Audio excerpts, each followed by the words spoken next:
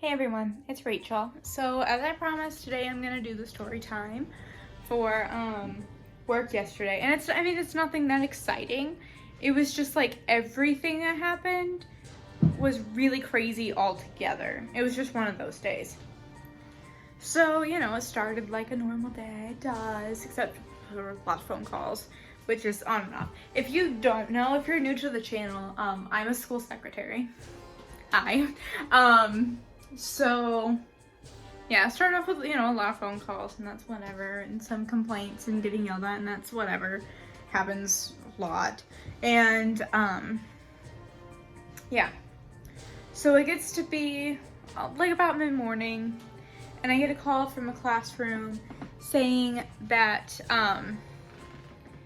they think they've lost a first grader. And I'm like, that's cool. Where's the last place you remember seeing him? And she told me, well, the gym. And he got in trouble a little bit in gym, so he was really upset. And when this particular child gets upset, he likes to hide in corners. So she was worried that he had hidden in a corner and she didn't know. So me and our speech pathologist, who knows him really well, were put you down, prop you up. A little bit of a weirder angle, but it'll be fine. If I can get you to stand. Perfect. Who know him really well. We're like walking around and, we're looking for him, popping in all the bathrooms and like yelling and like, not yelling, but anyone in here, whatever. Obviously we're not gonna walk into the boys' bathroom. So, we're like checking everywhere, whatever, and he's nowhere to be found. So I go into the gym. Context. We had a vision program out at the school to give screening to kids who failed the eye exam, whose parents consented to have eye exams at the school. So the nurse was busy with that, helping them out. When the nurse is gone, guess who has to play nurse? So, yeah, I have to deal with all of those fun cases. And the gym class that came immediately after this child that we assume is missing from, people come running and they're banging on the nurse's door, and finally I open it because they were like banging, and normally they'll like knock a couple times and then like go to the front and be like, is the nurse here? But they were like really like banging, and I'm like, okay, what's going on? He said, well, this kid fell in gym and he can't move and his mouth is bleeding. I'm like, fantastic. So I call the nurse on our walkie-talkie, and she's like, well, great, I'll be there in a minute, whatever. And I'm waiting, and I'm like, you know what, I'm just gonna go get this kid because the gym is right around the corner, whatever. I'm just gonna go get him and get him, start cleaning up and assessing the situation, so if we have to call a parent, we can get that started. If we have to call an ambulance, we can get that started, whatever. Situation was not as bad as the kids made it out to be. Spoiler alert, he was fine. He just screwed up his teeth a little bit. He was back in school today.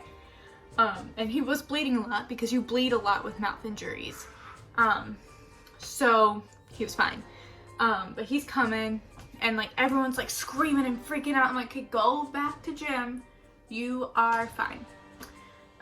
Get him, so I start, and I'm like, okay, well, first things first, you need to wash your hands, wash your arms, and I'm gonna get you something so you can start wiping, hold it to your mouth and apply the pressure so we can get the bleeding to stop, but we can also see the areas that are bleeding because it was all over. So I start that, and the nurse comes, I'm like, great, you got it, good. So what I was told happened, story we're gonna go with for now until if we find out if anything different happened, and I got the story directly from the child. So, whatever. He was walking, and he was fine. The kids over-exaggerate injuries all the time. So I go into the gym looking for this other missing child, the missing first grader. And I go in just to make sure he didn't like hide in the equipment room or something. And my sister was subbing in there at the time, and she goes, yeah, are you looking for this kid? And I'm like, well, yes. What are you playing with?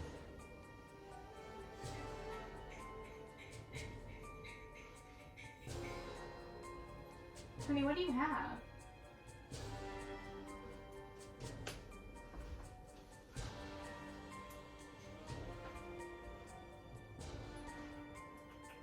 Oh, okay.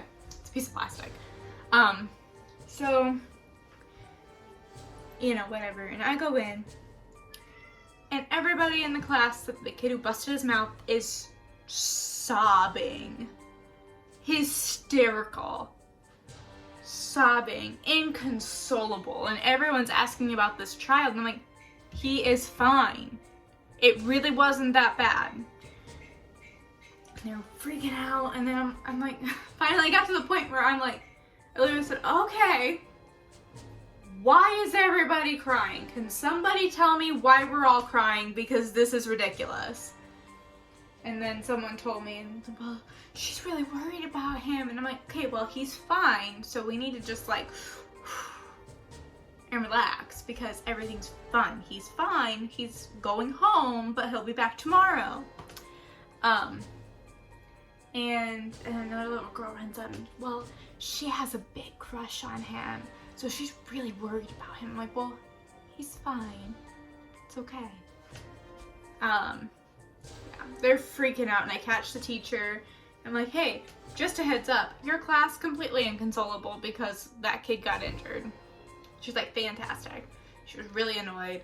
A little bit of unspoken beef with this teacher between me and my sister. Separate incidents, but a little bit of beef. And yeah, so whatever. I continue going on looking for this missing child, and my next point of action is to check outside and just walk, because this child doesn't strike me as the type to run away. He knows better than that. And someone would have seen him walk out.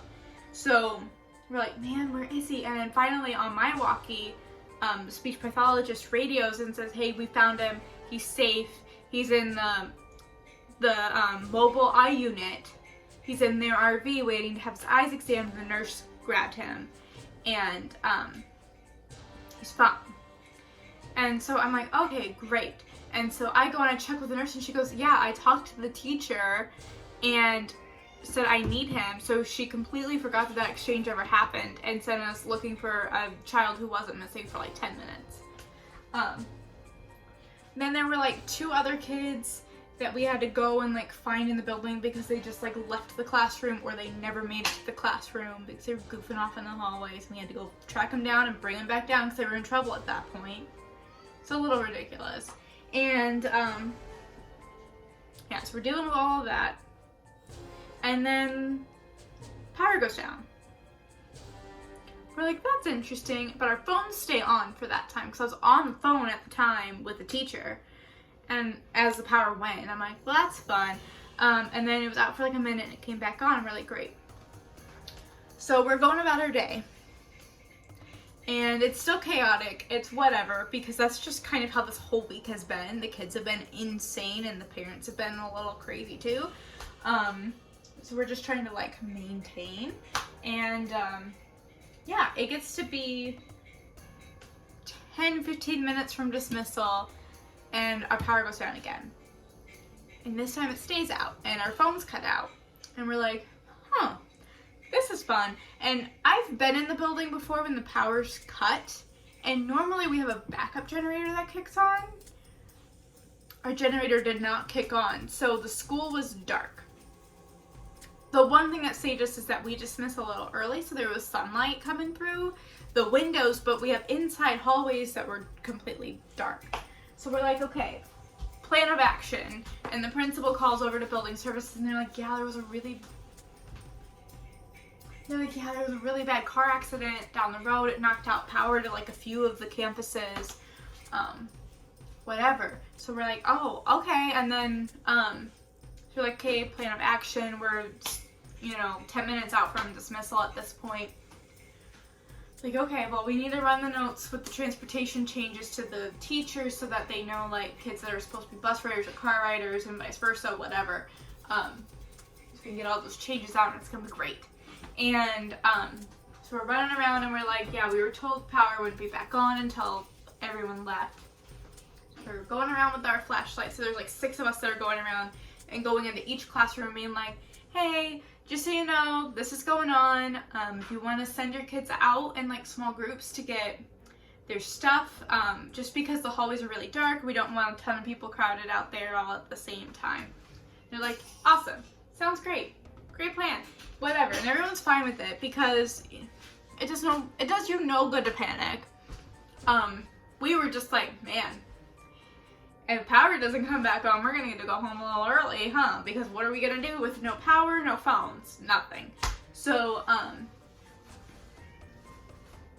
yeah, we're going around, and as I'm telling people, yeah, and it probably won't be back on until after, that's what we're told anyway, because there was a really bad car accident, power kicks back on as I'm not making my rounds. So I'm like, cool, power came on.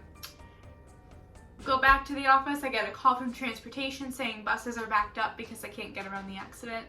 I'm like, that's fine. Figured you're gonna be late. We had a ton of kids left over that were car riders whose parents couldn't come because of the car accident. Blocked the whole road for hours. I never actually heard about the car accident on the news, surprisingly. So I don't know what happened there, but yeah, it was, blocked off for a couple hours, and it's just crazy, insane. And then, middle of the day, I get a notification on Facebook that the show I'm in, we had rehearsal last night, and it's our last one before we move to tech. And we're still, learning bits and pieces of the show, but it's coming together, and it's gonna be great before we open next week. And yeah, so we're going over, I get a notification saying, hey guys, just a heads up, there's a sold out concert tonight. Because where we rehearse, we're housed in a theater. It's like a legitimate place. Performing arts venue theater. So we get like performing artists that come in and, perform there. Sold out concert.